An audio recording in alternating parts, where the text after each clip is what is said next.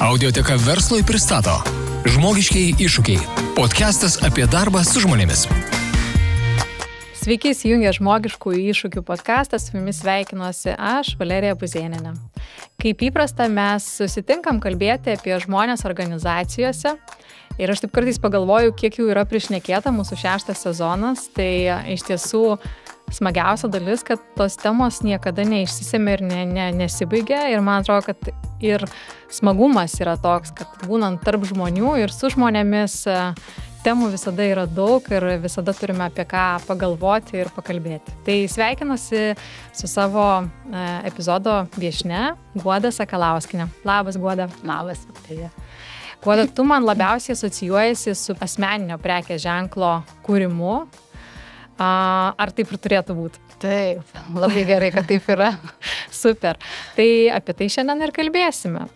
Aš noriu pradėti galbūt iš to, kiek keičiasi šitas rytis. Pagrindinė mūsų, ko gero, asmeninio prekės ženklo formavimo ta platforma ar arena yra LinkedInas ir kažkaip taip, jausmas lyg ten padaugėjo mūsų, arba tie, kurie ir buvo anksčiau LinkedIne, kad daugiau reiškėsi ir daugiau to turinio ir šurmulio atsirado. Tai dabar galvoju, prieš porą metų mes buvom padarę tyrimą su Right komanda apie apskritai ar tarp C-levelio žmonių, vadovaujančio pareigas užimančių žmonių, kad suprasti, ar apskritai yra supratimas, kas tas yra asmeninis prekės ženklas. Ir tyrimo rezultatai mus kažkaip visai labai maloniai nustebino, kad kas antras žmogus žino mažiau, kas tai yra, ir jiems atrodo, kad jie tuo rūpinasi. Bet kai paklausti giliau, tai ką tu darai, ką konkrečiai, kokios tavo, ar ne, kokios funkcijos, kurios lydi, ar ne, savo tą rūpestį per asmeninių prekės ženklų, tai kažkaip pamatėm, kad to nenuoseklumo yra ir tas toks rūpinamasis yra labai toks fragmentiškas. Tai LinkedInas, tai dažniausiai yra ta socialinė platforma, kuri buvo minima.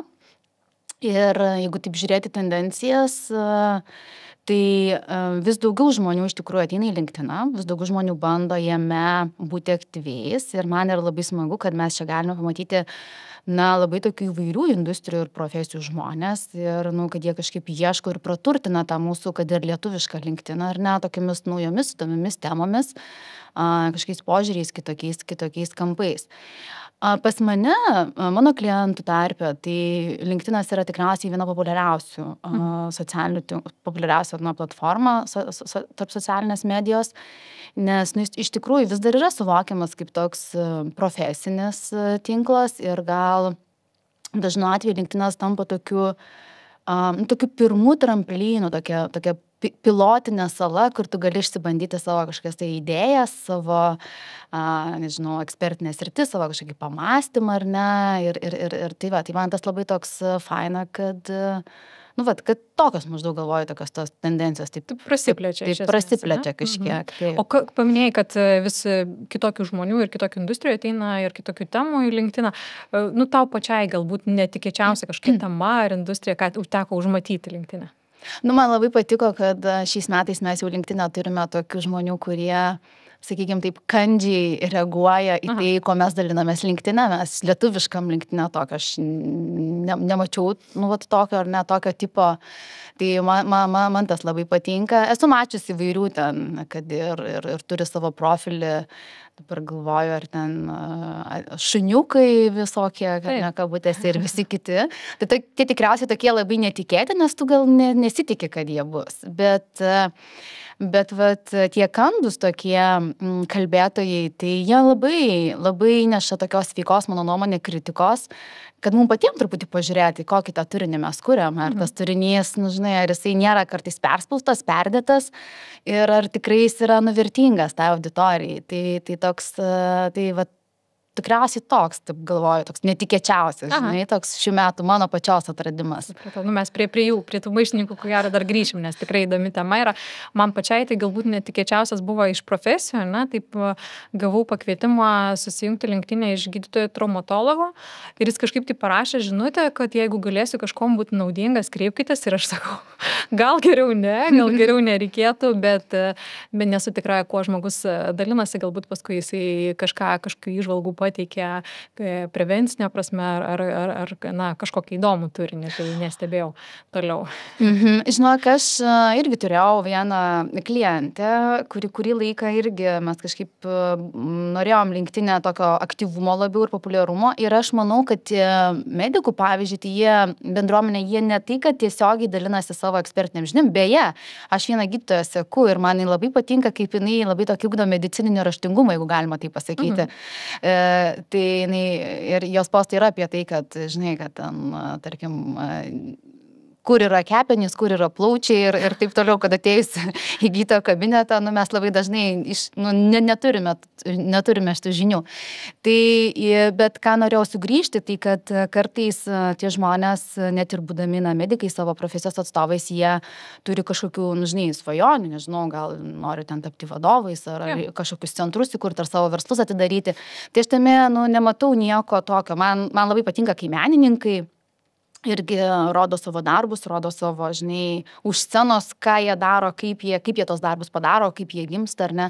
Tai tų temų yra labai daug ir tokių ir įvairių ir aš kažkaip tai, man tai labai smagu, man tada tu, žinai, turi iš ko rinktis, o ne, ir tas rautas, ir tas rautas nebūna toks nuobodus tikriausiai, žinai, vien apie kažkokį ten, nežinau, vien apie konferencijas arba vien apie tai ar ne. Tai... Dar nedaug dievė ta pati didžioji įvyksta, tai tada visas vydas užkimštas. Būna du tokie momentai. Visų pirma, kai visi dalinasi, kas ten dalyvauja, žinai. Jo. Toks, tada jau, kai jau ta diena, kai vyksta, ką išsineša, ne, ir tada, post, ar ne, ta tokia. Bet čia, žinot, kaip sako, jeigu nesi socialiniai medijai, nepasidalinai nuotrauko, ne, tai faktiškai nedalyvavai. Neužskaitoma. Neužskaita, tai...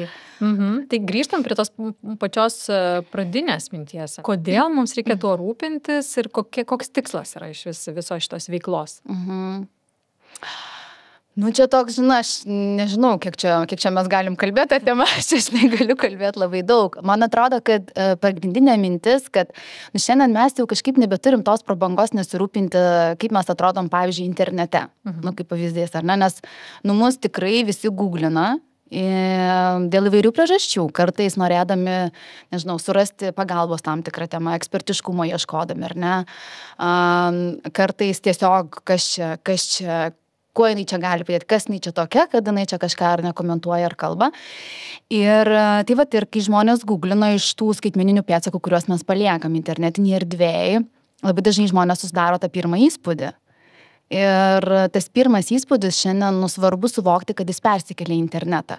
Ir jeigu anksčiau, ar ne, aš atydavau, sakydavau, čia aš tokia nesu, dabar jūs turite ten kelias sekundės, netgi dar mažiau šiandieniniai tyrimai sako, kad sudarytumėte tą pirmą įspūdį apie mane, ar ne? Tai šiandien mes tos tokios prabangos nebeturim ir tiesiog iš to, ką randa žmonės apie mus internetinėje erdvėje, jie sprendžia, ar nori su mumis toliau, nežinau, kartu dirbti, ar nori, kad mes taptumėm partneriais, ar nori ateiti į mūsų komandą, ar, žinai, ar aš esu tas, kurį reikia pakviesti konferenciją, ar turiu čia kažko pasidalinti ir taip toliau. Ir tų variantų yra labai daug. Tai, kadangi atsiranda ta būtinybė tokia rūpintis, kaip aš atrodau internetinėje erdvėje, tai tas asmeninis prekės ženklas tada tampa toks svarbus ir tad kyla klausimas, tai kaip tą teisingai daryti, ar ne? Kaip taisyklingai daryti jo, žinai, ir ar tai atliepia mano tikslus. Nes, tas apskritai personal branding, aš vartoju šitą terminą, nežinau, jeigu leisit, tai personal branding nebūna pats tikslas savaime. Personal branding labai dažnai būna įrankis pasiekti savo ilgalaikį tikslą kažkokį. Tai, kaip pavyzdį, kas tai galėtų būti? Nežinau, tarkim, labai yra daug ir įvairių. Pavyzdžiui, žmonės sako, aš esu, pavyzdžiui, siejama su viena sritimi, šiandien rinkoje mane žino, bet aš noriu truputį tą sritį praplėsti. Ir kad aš galiu ne vien šitoje industrijoje dirbti, bet ir, pavyzdžiui, kitose industrijose.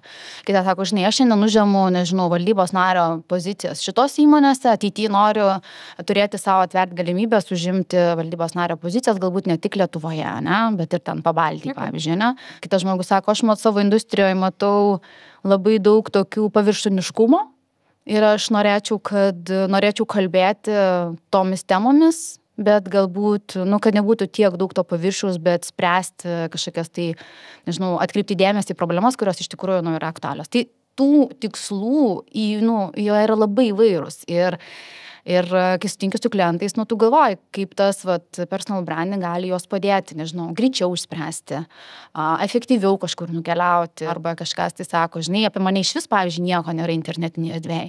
Tai kaip pradėti, žinai, viską tą nuo to balto lapo, kad jau kai mane ieškos manęs, kad ir kokie, tarkim, žurnalistai, ar ne, nu, kad jau, žinai, kažkas būtų ten, nu, reikalingo, ar ne, kad man padėtų tai mano tos tikslus pasiekti. Tai va, tai tas personal branding, jisai tampa ir svarbiu ir labai tokiu sąmoningu, tokiu gal pasirinkimu. Ir toks visai yra klausimas, nu tai žinai, kaip tai padaryti, kad būtų naudinga, efektyvu ir kad pasiektum tos rezultatus. Ir aš ką pastebiu, tai kai tu jau taip labai nuosekliai pradedi dirbti su to personal brand, kai tu pradedi galvoti, tai kaip man čia dabar save prisistatyti, ar ne, su kokia ekspertinė sritim mane sieti, ko čia man dabar dalintis, man reikia tai daryti nuosekliai, ar ne, kur darytis, kokiuose kanaluose. Tai tie tikslai, nu, jie daug greičiau įsigyvendino ir tai, ką tu būni suplanavęs per 3 metus, tai tau pavyksta ten per 1,5, per 2 ir dar greičiau, nes viskas, nu, kažkaip labai greitai užsisuka ir man atrodo, kad tu pats kartais pradedi pastebėti galimybės, žinai, su kuo susipažint, prie ko čia prieiti, nežinau, kam čia ką pasakyti, kieno atkreipdėmėsi ir tas toks būna toks visai geras, sinergija tokia gaunas, labai geras toks efektas. Tai va, tai aš tą taip pastebiu ir man tas kažkaip atrodo, kad kai manęs klausia, tai kam reikalingas personal brandingas, tai aš taip įkvepiu ir sakau, nu, kad įdomiau gyventumėt. Tas irgi svarbu. Taip. O Guoda, norėjau dar klausti, na, tai kaip ir tų tikslų yra nemažai ir jie tokie svarbus, jie strateginiai tikslai, ne? Ar karjeros, ar kažkokio ten, nežinau, statuso, ar kompetencijos. Ir nemažai yra ir mokymų, tu ir pati vedi mokymus, ne, kaip su ta tema dirbti, bet daug žmonių iš tiesų nedrįsta, arba drįsta, pabando ir paskui sustoja. Su kokiais nuogąstavimais, su kokiam baimėm tai yra susiję? Ko žmonės bijo? Nu, yra keli tikriausiai momentai. Visų pirma, tai man atrodo, dirbant su personal brandingu, turi savo pasakyti, kad man tai yra svarbu, ar ne, ir turi atrasti tam laiko. Žmonės kartais neturi ilgalaikių tikslų, irgi toks įdomus momentas, nes personal brandingis yra susijęs su tokiu ilgalaikiu tikslu. Ir tas efektas, jis dažniausiai pasirodo, nu, tarkim, ten po 6 gal mėnesių kažkas išlenda, paskui jau ten po metų, nužiūrint, kaip tu intensyviai dirbsi ir ką darysi.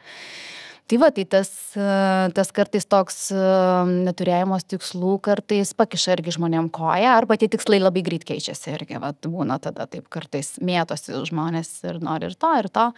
Tai kartais mes tos tikslus kartu pabandom išsigryninti, arba kartais, nu, kažkaip, nu, parekomenduoju kryptis kažkokius kitus žmonės, kad truputį padėt prasigryninti, ko tu vis dėlto nori čia šiandien šitam kelyje, šitam gyvenime. Ir tada jau atei, kada jau bus ready. Bijo šiek tiek žmonės galbūt reakcijos, kaip sureaguosi mano turinį, ar aš čia gerai parašiau, ar negerai. Ne? Tai šitas tai taip, tai jau kai pradedam įgyvendinti, tą tokį jau turim kažkokį tikslą, susidėliojam priemonę, sudėliojam žinutes ir tada jau reikia, žinai, nu, pradėti veikti. Ne? Tai pirmas tas toks, jeigu aš neturiu jokio viešo tokio susidūrimo su viešąja erdve, viešąja nuomonė, nu, omeny, tai žmonės labai pergyvena, kaip kiti sureaguos. Tai čia yra tokia, aš turiu tokį pavadinimą, tai yra tokia pirmo posto baimė. Tai parašytą pirmą postą, nu, tikrai žmonės pergyvena, kaip čia aš atrodysiu, lydimi yra, mintis yra lydimos įvairių stereotipų, atsirado čia naujas influenceris ar nauja čia influencerė, žinai. Ir ypač, kai tu gal esi pasiekęs gyvenime jau savo karjeros srityje daug, nu, pakankamai aukštai, ar ne, tai tu taip truputį gal taip abejoji, kaip čia tas mano įvaizdis atrodys, ką čia apie mane kiti pagalvos. Bet tas labai greit dingsta, kai tu įgyji tų įgūdžių, kai tu jau žinai, kaip viskas veikia, žinai, kokios yra techninės kažkokios tai galimybės, techniniai momentai, ką reikia atkreipti dėmesį. Ir kažkaip paskui viskas daug lengviau, kai tu jau žinai, kas tavęs laukia. Jeigu yra noro, tai yra viskas tikrai veikiama ir man labai smagu, kai stebėt kaip iš šono, kai žmonės pradeda nuo, atrodo, tokio, žinai, ir užauga tikrai ir patys mato tą visą savo progresą, augimą ir tas sako, kaip fainai, gerai, kad išdrįsau. Taip visada norėjau. Žinai, lietuviai dar ir kuklesnė tauta tokia yra. Man atrodo, kad yra ir tokia baime, kad, na, ką čia dabar reklamuosios pats apie save, žinai. Tas yra. Bet ką svarbu čia paminėti, kad ir dažnai taip tas būna nukreipta į darbdavį, kad ką dabar darbdavys pasakys, kad aš čia, žinai, giriuosi ar rašau. Čia svarbu, ko gero, pabrėžti, kad darbdaviai kaip tik labai nori skatinti darbuotojas, kad jie būtų aktyvūs, kad rodytų tą organizacijų gyvenimą, savo pasiekimus ir tie žmonės, jie, vertinami yra iš tiesų. Labai stipriai aš galiu. Iš mano patirties aš dabar galvoju, kad yra, žinau, tokios, man atrodo, dvi grupės, gal ir net, gal ir daugiau, nežinau, bet aš tokios ryškiausios. Ar nėra vieni tokie, kurie bijo to viešumo, savo darbuotojų viešumo ir kurie galbūt, žinai, tai taip, čia stereotipai visi tie lenda, kad bus viešas, pamatys, kad čia taip yra, mažiau skirs dėmesio darbui, konkurentai nuvilios, tai visos šitos baimės pradeda lįsti. Tai čia viena tokia grupė, bet manau, kad daugiau laimi tie darbdaviai, kurie supranta, kad tas viešumas, iš tikrųjų, jisai pritraukia dėmesio ir tas dėmesys būna labai pozityvus. Pavyzdžiui, atkreipi dėmesį, nežinau, būsimų darbuotojų. Ir žmonės labai dažnai sako, kad aš atėjau, ypač, pavyzdžiui, startuoliuose dirbi arba jo įmonėse, kuriuose nėra labai žinomos, sako, aš atėjau ne pas tave, aš atėjau pas vadovą, kurį aš žinau, iš viešos erdvės. Ir sako, jeigu jau šitas žmogus dirba, tai tikriausiai tada visai įdomu jo komandą papulti, arba ne, vertaiti. Tai vadovai kartais tikrai labai stipriai prisideda prie įmonės tokios reputacijos arba žinomumo. Tai čia yra, man atrodo, didžiulis pliusas. Ir kai kurios organizacijos pastebėdamos ir vertinamos šitą ypatumą, jos kaip tik ieško žmonių, kurie yra matomi, žinomi, nes tai padeda jiems pritraukti pardavimus, ypač ekspertinėse srityse. Juk žiūrėkit, gydytojai labai geras pavyzdys, ar ne? Labai geras pavyzdys universitetai su savo dėstytojais, labai geras pavyzdys konferencijos visos, ar ne, su savo speakeriais. Tai labai yra daug gerų pavyzdžių, kur tas žinomumas tikrai veikia kaip toks, papildoma didžiulė nauda. Ir žmonės, kurie geba save pristatyti viešoje erdvėje, kurie žino, kaip komunikuoti su auditorija, turi, nežinau, socialinės medijos įgūdžius ar ne, dalintis ir visą kitą, jie yra labai vertinami. Nes dažnu atveju, tai, žinai, gali ten, nežinau, pateikti savo versiją kažkokią, kurios kitur niekur nėra, atkreipti kažkieno dėmesį, nežinau, pritraukti tos pačius darbuotojus, visai kitaip kartais atsidaryti duris, kurios šiaip neatsidaro. Ir tos duris, kad ir kaip jos banaliai skambėtų, bet tai labai svarbu kartais, kai tau reikia su kažko susipažinti ar prieiti, ar kažkur, nežinau, kai duris tos sako, aš tave žinau, iš ten, ar ne? Tai galvoju, kaip gerai, kaip. Tai kartais reikia mažiau įdėti net pastangų kažką, tai jeigu norisi kažkokius tokius susipažinti su kažkuo arba išspręsti kažkokias gal problemas. Tai aš tą labai dažnai girdžiu iš klientų tokia kaip papildoma viešumo tokia nauda. Tai va. Guoda, tu užsiminėjai apie pavyzdį, kad, iš esmės geriausia būtų, kad prieitumėm prie asmeninio prekės ženklo kūrimo strategiškai, užsibrėžtumėm, koks mūsų ilgalaikis tikslas ir tada pagal tą tikslą jau dėliotumėm, ką mes norim komunikuoti. Bet būna visaip, kad tos ir tikslas, tarkim, su dabartinė kompetencija nesutampa. Kaip pavyzdys, žmogus yra finansų specialistas, finansų vadovas, bet kažkada svajoja ateityje turėti savo sveikatos priežiūros įstaigą, kliniką. Ir čia tada iškyla toks klausimas, aš lyg ir mane sieja žmonės su viena sritimi, aš norėčiau palaipsniui arba man įdomu yra kita sritis, kaip visą tai suderinti, nes jeigu staiga pradėsi komunikuoti kitą temą, kaip čia bus toks, kaip nesusipratimas, iš kur ta tema ateina, kaip aš galiu pagrįsti savo kompetenciją. Kaip tu matytum, ką patartum tokia situacija? Tai čia mes kalbam truputį apie tokį savoką pozicionavimas. Tai pozicionavimas yra, kaip aš save pristatau, su kokiomis aš ekspertinėmis, pavyzdžiui, temomis save sieju, kaip aš sakau, aš esu ten asmeninio prekės ženklo konsultantė, tai visos temos, kurios palenda po šito pavadinimu yra apie tai. Tai jeigu mes turime tokį vienos kažkokį ekspertiškumą ir norime pereiti į kitą, tai arba praplėsti savo tą ekspertiškumą, tai aš visą laiką galvoju, kad, gerai, visą laiką klausiu savo klientų, tai o kaip jūs apie šitą savo svajonę pristatote, nežinau, artimiesiems? Nu kaip, nu tikriausiai, nu va taip ir sakai, žiūrėk, aš sugalvojau, turiu čia kompetencijos, turiu čia, norėčiau pabandyti čia, nes ar ne? Tai internetinėje erdvėje, tai kažkaip nereikia čia išradinėti kažko labai, žinot, sudėtingo, tai viskas vyksta labai panašiai, tai tu irgi pamažu krypi, plėti savo tą pozicionavimą į tą savo, nu tą ilgalaikį tikslą, tai jeigu tu esi finansų, tarkim, aš dabar čia tikrai improvizuosiu, ar ne? Tai jeigu esi finansų srity, tai tu, žinai, gali sakyti, nu jo, aš finansų dirbu N metų, bet mane visada domino šitas sritis. Man visada aš, nežinau, skaitau knygas šitas tema, klausau podcastus, kaip pavyzdys, į konferencijas einu. Nežinau, nu, turi parodyti, kad tu domiesi, ar ne? Nu, ir kad tas domėjimas, jis nėra tavo kažkoks toks kasdieninis, vienkartinis, bet toks, tu identifikuoji, netgi, nežinau, kad trūksta kažkokių ten paslaugų Lietuvoje, arba aš matau, kad va čia. Ir todėl aš, nežinau, turiu svajonę tą ir tą daryti, ne, taip ir taip daryti. Tai čia va tas toks nuoseklumas ir tos įvedimas naujos temos, tai nebūtina vesti drastiškai. Nors net ir drastiškai labai, žinai, įvedus, aš nematau tame nieko blogo, bet jeigu norisi to tokio daugiau nuoseklumo tokio, tai tu gali tiesiog po truputį įvedinėti, žinai, čia kaip sako, kai studentai, ar ne, sako, nu, aš noriu būti kažkuo, nu, tai tu sakai, future kažkas, nu, ne, ateities kažkas, ateityje būsiu gydytojas, arba, nu, tai studijuoju, mokausi, šiandien dalinuosi tuo ir tuo. Tai čia toks, ir šiaip, man atrodo, kalbant apie pozicionavimą, aš niekada, nu, kaip nebijočiau to tokio, kad šiandien aš esu šitoj srityje, šitoj industrijoje, rytoj būsiu kažkokio kitoje, ir tai yra normalu, mes esam žmonės, mes augam, mes matom naujų galimybių atsiranda, ar ne, mes, nu, kažkaip, žinai, tai mes galim turėti daug pomėgių, daug kažkokių tai, nežinau, savo kažkokių tai dalykų, apie kuriuos mes gal viešai nekomunikuojam. Ir normalu, kad tikriausiai kažkada noriu pradėti, jau pribrendau, jau sukaupiau bagažą savo žinių, kažkokių idėjų, minčių ir galiu, nu, pradedu tuo dalintis. Tai nereiškia, kad aš dabar visiškai apie finansus nekalbėsiu, pavyzdžiui, ne? Tai aš galiu kalbėti ir apie tai, ir apie tai. Tai va, tai tas derinimas, jis tikrai yra labai vairus ir priklauso nuo žmonių. Žmonės, nežinau, dalinasi ir, žinai, kuo jie užsiema laisvalaikiu savo sportais, rodydami, kad sportas padeda jiems versle, ne? Atsiranda tam tikros, nežinau, kažkokios savybės ar įgūdžiai, kurie puikiai pasiteisina ir versle. Tai čia tas derinimas jis visą laiką vyksta. Nu, tik tais gal taip mes kartais, nežinau, labai atskiriam kažką, žinai, arba ten Instagram'e aš esu tik tas, LinkedIn'e esu tas, o Facebook'e tas. Jo, sakau, bet kai žmonės tave googlina, tai mes negooglinam tavęs labai fragmentiškai, ne? Ja. Mes googlinam kaip Guoda ir žiūrim, ką ta Guoda kur daro. Ir jeigu Guoda Instagram'e kažką daro vieną, o LinkedIn'e daro kitą, tai aš vis tiek sujungiu. Nu, tai jeigu tu pati nesujungi, nu, tai tas, kas tave googlina, sujungia, kaip jau jam ten, jai atrodo.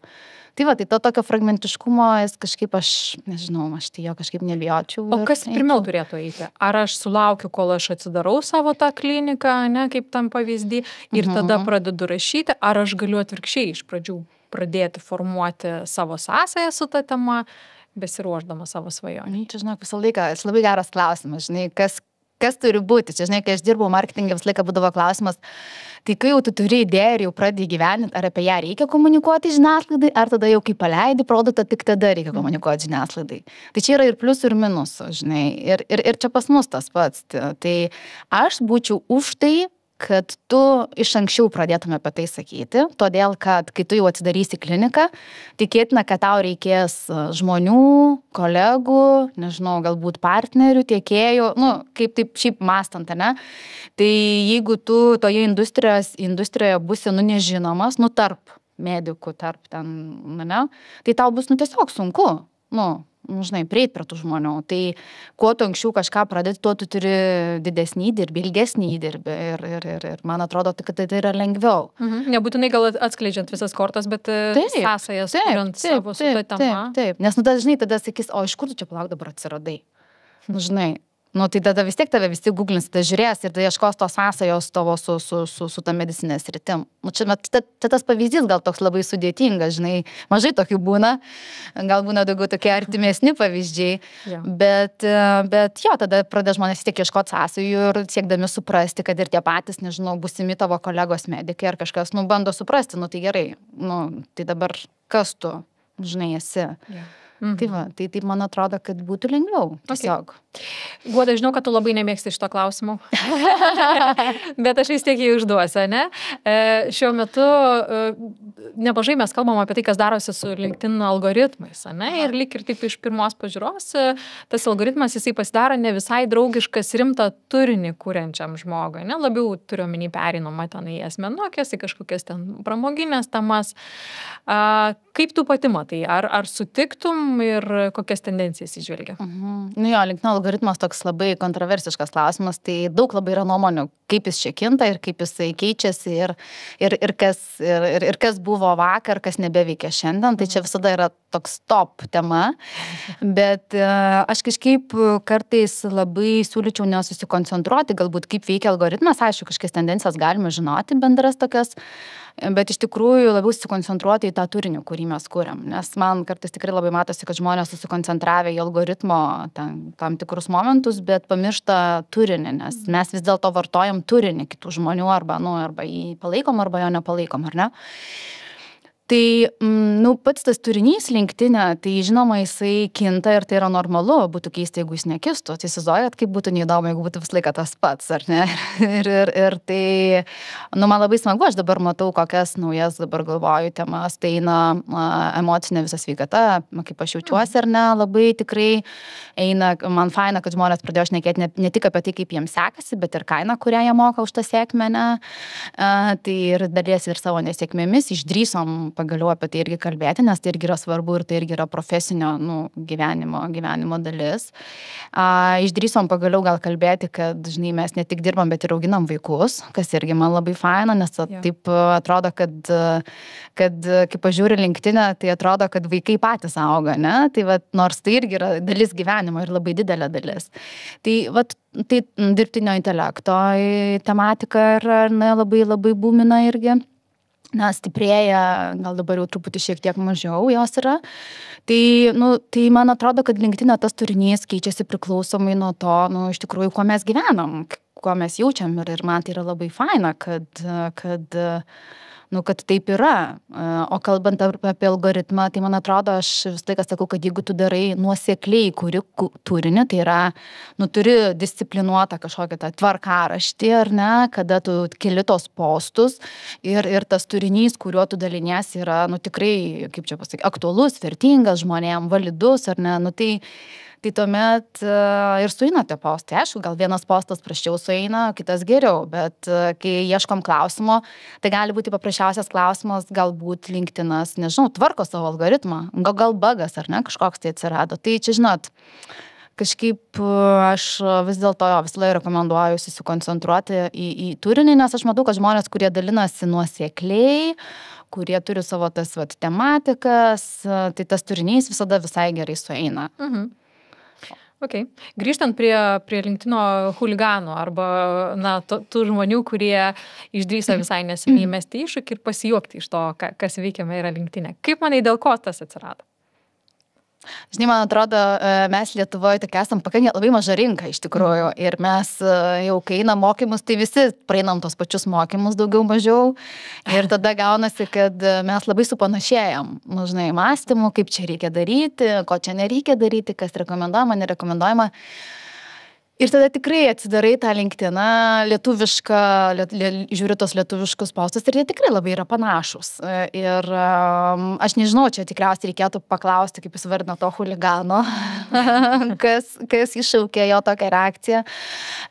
Bet jis ne vien apie LinkedIn'ą rašo, jis rašo daugiau apie ofiso, ar ne tokį gyvenimą.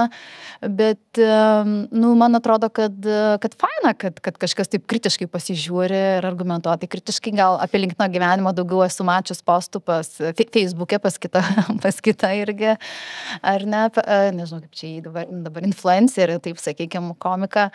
Tai, aš pati visą labai paskaitau ir labai dažnai parodau savo klientams. Sakau, matot, galima ir čia pakliūti, žinai, su savo turiniu, reikia tą turėti omeny. Tai reikia kurti tą turinį, kuris tau atrodo, žinai, kurio tu ir daliniesi tarp draugų, tarp žmonių, o ne dėl to, kad algoritmas prašo, kad, kabutėse, ne, kad tu jau turi pasidalinti. Man tai toks, žinai, kai paskaitai ir tikrai smagiai paskaitai, tas... Ir važiuoja. Jo, ir iš tiesų supranti, kad taip, didžiąją dalimi mes sakau, tie, kurie rašo LinkedIn, ne, ir susireikšminam, ir supanašėjam, kaip tu sakai, ir ten daug labai tų palyginimų būna iš piršto laužtų ir ten maždaug, pasipiršau ir dabar štai, ką tai man reiškia pardavimuose, ar ten dar kažkas, tokių tikrai banalių sugreitinimų, sulyginimų. Ir kai šiek tiek pasijuoki iš tų dalykų, paskui taip, net supurto, žinai. Jo, ir kitom akim pasižiūri, kad, tai čia, ar aš nesu įkliuvęs, kaip sakai, į spąstus tokius. Į algoritmo reikalavimą, taip. Man dar labai patinka, šiaip LinkedInas, Lietuvoje LinkedInas, bet ir ne tik Lietuvoje, yra labai tokia pakankamai kritiška auditorija. Ir žiūrėk, ir kartais man tikrai, jeigu kažkoks yra postas, jisai toks paviršius, tai jo net, žmonės ir, reaguoja, perskaito, bet jo nelaikina, nekomentuoja. Tai ir pats toks truputį prasivalo, bet, žinai, man labai patiko, kad sako, mes kuriame turinį, bet ir turinys kuria mus. Toks yra, žinai, abipusis momentas. Tai kai kurie žmonės tiesiog, kuria visada tokį turinį ir tu žinai, kad čia jo stiliaus kuri turinys ir tu jį ten, nežinau, palaikai arba ne. Tai tas toks irgi įdomus yra momentas, tai man kažkaip, reikia nepamesti savęs, aš visada galvoju, nes nepataikauti tikriausiai nei algoritmui ir kartais net ir nepataikauti auditorijai, nes man atrodo, kai tu esi, žinai, savimi būni, kad ir kaip, nežinau, čia banaliai tai skamba, bet tas autentiškumas, jis ilguoju laikotarpiu visada laimi, nes žmonės jaučia, kad tu esi savimi, kad tu, žinai, sakai tai, ką tu galvoji, kad tai yra vertybiškai tau svarbu kažkokie tai dalykai ir tas labai jaučiasi, kai tu skaitai postus, kurie yra parašyti pačių žmonių, žinai. Parašyti pačių žmonių. Sekantis mano klausimas su tai ir susijęs. Tu pati paminėjai, kad viena iš temų populiarių yra dirbtinis intelektas arba ChatGPT išnaudojimas ir kitų įrankių dirbtinio intelekto, ne? Tačiau, kaip rizika yra tokia, kad jeigu LinkedIn'e mes ten pagal algoritmus visi suvienodėjom, tai pradėjus naudotis komunikacijai dirbtinio intelekto įrankiais, mes rizikuojame dar labiau panašesni pasidaryti, ypatingai jeigu darom tai pagal pirmą ten promptą ir tada, mažai to indėlio savo įdedam. Kaip tu pati, ar matai postus, kurie parašyti yra su ChatGPT, ar jos įmanoma atskirti ir, ką čia reikia turėti omeny? Galvoju pradėti gal tą temą, žinai, aš norėčiau, Valerija, nuo tokio, kad ghostwriting yra toks pasakymas, kur kažkas kitas už tave rašo dalykus daro. Ir tas ghostwriting, jis tikrai iš senų laikų jau gyvena tarp mūsų, ar ne, ir kalbos rašomos, ir knygos net rašomos už kitus žmonės. Tai dabar tą ghostwriting, dirbtinio intelekto pagalbą, mes labai kažkaip visi labai dabar norim jį naudoti, ar ne, ir labai lengva naudoti, atrodo, parašiau ten promptą ir išmetė man, ar ne, tekstą.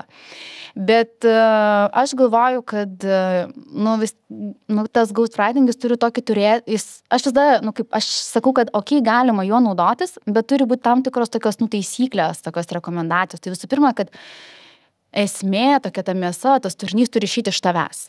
Kad tu turi žinoti, apie ką tu nori kalbėti ir kažkas gali įpakuoti. Šiuo atveju pakuoja dirbtinis intelektas, ar ne? Bet vis tiek ta pagrindinė įžvalga, ta žinutė turi būti iš tavęs. Ir šiandien mes, kai matome LinkedIn ir labai lengvai atpažįstame tuos parašytus, ar ne, ChatGPT, man toks įspūdis, kad kartais net tos pagrindinės įžvalga ateina iš dirbtinio intelekto, o ne iš to žmogaus. Tai vienas momentas. Antras momentas labai priklauso nuo kompetencijos žmogaus, kuris, formuluoja tą vadinamą užduotį promptą, ne, tam dirbtinio intelektui. Ir jeigu tu žinai, ten yra įvairių ten tipsų ir patarimų, kaip tą daryti geriau. Bet aš nieko blogo nematau, jeigu, tarkim, yra, nežinau, paprašoma išlaikant mano ten stilių, pakoreguoti ar parašyti kažkokį ten. Tai šitokį, manau, jau sunkiau šiandien yra atskirti. Aš tokį dariau vieną pratimą, iš visai nesenai vaikščiojo socialiniai medijai, atskirti reikėjo dirbtinio intelekto parašytus tekstus arba autorių parašytus tekstus žmonių. Žinok, aš dabar neįvardinsiu savo čia rezultato, bet jis mane labai privertė pagalvoti, kad, žinai, mes ateityje atskirsim. Žinai, Ne, tikriausiai ne. Yra vienas eksperimentas darytas su ChatGPT, reiškia, kad ChatGPT pats atskiria savo ir ne savo rašytus tekstus, tik tai 26% tekstų. Matai. Tai čia yra atsakymas, ar ne? Yeah. Bet ar nebus, žinai, populiaru pačių žmonių rašyti tekstai, tai aš manau, kad mes mėgsim gal ir tokius, nes šiandien labai skanu paskaityti kieno nors paties sukaltą, parašytą tekstą ir tu jauti, kad žmogus pats parašė, tu, nežinau, jauti ir tą jausmą, kurio jis rašė, ir tą jausmą, kurį jis nori pasakyti, ir jauti kontekstą, ir, tai toks, yra fainas jausmas, kai tu skaitai, kai tu matai, kad žmogus tikrai atsisėdo ir parašė, išsiliejo, ne? Tai nežinau, čia atsakant į tavo klausimą, tai tikriausiai ar suvienodėsim, nežinau, tikiuosi ne. Tu paminėjai ghostwritingą, ne? Ir aš kažkada turėjau diskusiją su užsieniečiu kolega ir jisai manęs paklausė, kas rašo tavo postus, žinai, kas daro tavo komunikaciją. Ir man iš tikrųjų buvo toks, tokia nuostaba sukėlė tas klausimas, to prasme, kas aš, žinai, kiek yra žmonių, kurie samdosi tai kaip paslaugą, ne? Kiek dažna praktika tai yra Lietuvoje? Aš tokia esu, kad aš klientam sakau, kad pirmosius, kaip minėjau, ten kokį 10 postus turit parašyti, išpostinti patys. Tai aš tikrai padedu ten, kad kokių klaidų nebūtų gramatinių ar dar ką nors, bet įžvalgos turi tikrai ateiti iš jūsų, ar ne, iš jūsų pačių, tas turinys apie ką. Kaip paplitę, aš manau, kad yra paplitę ir man taip, pusė lūpų daug kas užsimena, kad rašo už vadovus postus. Bet aš laikas sakau, kad aš labai tikiuosi, kad tai yra vadovo įžvalgos, o ne jūsų pačių. Nes esu girdėjus ne vieną istoriją, kai kažkur informacija pasklinda, kad vadovas ne pats rašo, žinai, o kažkas už jį rašo ir tada tai būna, nesmagu ir tam vadovui, kuris nežino, kas ten dedasi pas jį LinkedIne. Žinai, kai kas nors ypač užkalbina tą temą per kokį small talką, žinai, ir tam, kuris rašo. Man labai vienas iš tokių būdų, kur aš visada juokiuosi, sakau, kad kai žmonės palaikina savo postus, tai irgi labai būna dažnai indikatorius, kad kažkas už tave parašė, žinai, kad tau labai patiko, ką kitas parašė, žinai, tai tu tą tokį kaip ženklą duoti, palaik, nes, tas laikas tavo toks, sakau, nes, šiaip mes gal fiziniam gyvenime, nėra, kad, pasakai savo, tai gerai atrodo ir kažkaip, ar ne, bet tai, žinai, nesakai to garsiai gal, ar ne, tai čia toks analogas gali būti LinkedIn'e. Guoda, mes taip kažkaip labai su tavim perėm per tą LinkedIn'ą, ne, labai smarkiai, bet yra ir kitos platformos. Kaip čia nepasimesti, kokia informacija kur priklauso, ar jinai gali dubliuotis, ar jinai turi skirtis, kaip visą tai sujungti į visumą? Iš tikrųjų, čia toks atviras klausimas yra ir aš visą laiką klausiu savo klientų, žinot, kiek jūs turite laiko ir pasiryžimo skirti dėmesio tom platformom, ar ne? Tai kažkur skaičiau statistiką, kad mes kiekvienas maždaug turim po 7 socialinės medijas, taip užsiregistravę ir kažkur, bet tokia rekomendacija, bent jau kokias 3 prižiūrėti, kad jau taip tvarkingai atrodytum, validi informacija būtų, ir bent jau vienoj būti aktyviu. Kad jau taip galėtum, kad kitave kas nors googlina, kadangi socialinė medija aukštai yra rodoma, mėgsta ją Google'as, ypač, pavyzdžiui, kokią LinkedIn'ą ar ten Facebook'ą, tai kad ta socialinė medija puikiai reprezentuotų tave, nes, jeigu neturi kitų internetinių namų internete, internetinė erdvė. Tai visų pirma, tikriausiai dar reikia įsivertinti, nes, žinai, buvimas net ir 2 ar 3 platformose reikalauja laiko, visų pirma. Nes jas reikia prižiūrėti, nes ten vyksta gyvenimas, jeigu tu nori būti aktyvus, tu turi ir pakomentuoti, ir nežinau, ir reguliariai dalintis kažkuo, ir suprasti, kuo gyvena auditorija, nes šiek tiek yra auditorija skirtinga, ar ne, pati vizualizacija irgi yra skirtinga, tas žinutė gali būti ta pati žinutė gali būti pateikiama skirtingais variantais, ypač jeigu tu nori prisitaikyti prie kintančių algoritmų, prie nežinau, kažkokių tendencijų platformos ir taip toliau. Tai čia tikriausiai reikia savo visada atsakyti tą tokį klausimą. Ir labai dažnai žmonės sako, gerai, tai aš tada gal būsiu tik čia, kažkokią vieną pasiema platformą, bet tai ką tada galima padaryti, kažkur vienoj būti platformai aktyvi, tarkim, kurti ir pačiai turinį, ne tik stebėti šono, ką daro kiti. O kitose platformose, tai galima labiau turėti tą tokią, kaip aš sakau, tokią švarę informaciją apie tave. Teisingą, švarę, nežinau, tavo kontaktai, nukreipimas galbūt į tą platformą, kurioje esi aktyvus ar ne. Ir viskas. O kurią iš jų pasirinkti, ar Instagram, ar ten TikTok, ar Facebook, ar LinkedIn, tai čia labai priklauso nuo tavo ilgalaikio tikslų, žinai, ko tu sieki ir ko tu nori. Bet aišku, jeigu turi laiko, noro, tai gali ir visur kurti turinį, bet dažniausiai žmonės ties kažkokia viena susikoncentruoja ir tada jau ją supranta, perpranta, pažįsta bendruomenę ir tada jau joje daugiau gyvena.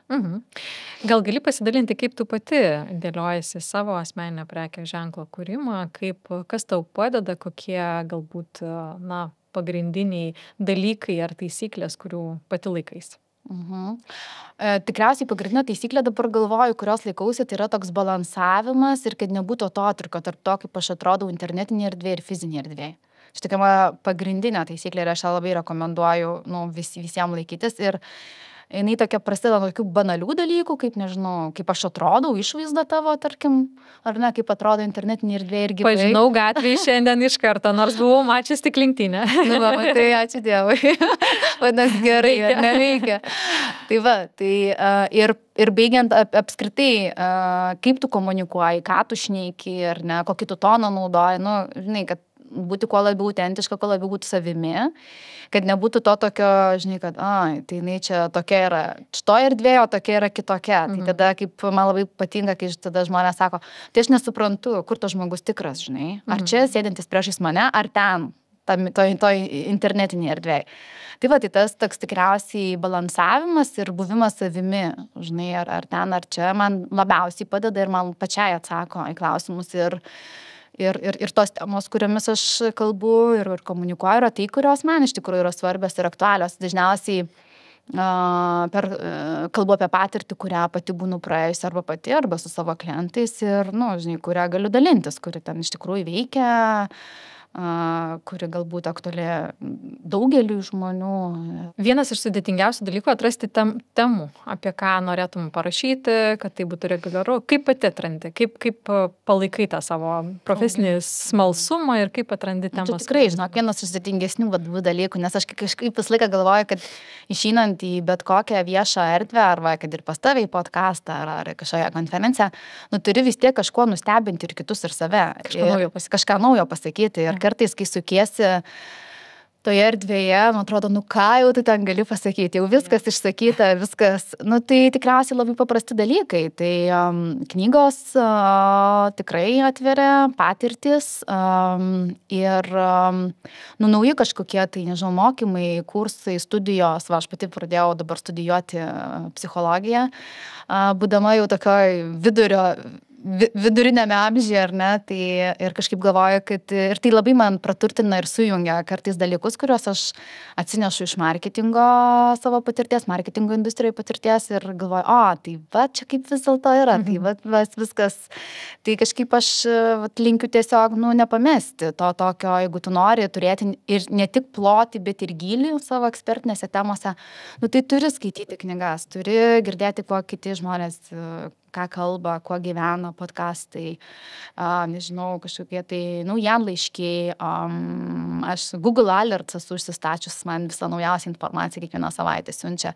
Yra tų įrankių įvairių, kaip mes galim gauti, kokios tos tendencijos. Ir man atrodo labai svarbu suprasti, kur tavo sritis eina, kuo jinai gyvena ir kas kitas, nes jeigu nori būti įdomus ir savo ir kitiems, tu turi žinoti, what's next, ar ne, kad galėtume apie tai diskutuoti ir suprasti, kaip tai koreliuoja su tavo šiandieniniu gyvenimu, kasdieniniam tokiom užduotim ir padėti kitiems pasiekti dalykus. Man atrodo labai, labai geras nukreipimas. Žodžiu, domėkite savo sritimi, klausykite podcasto. Vienas iš.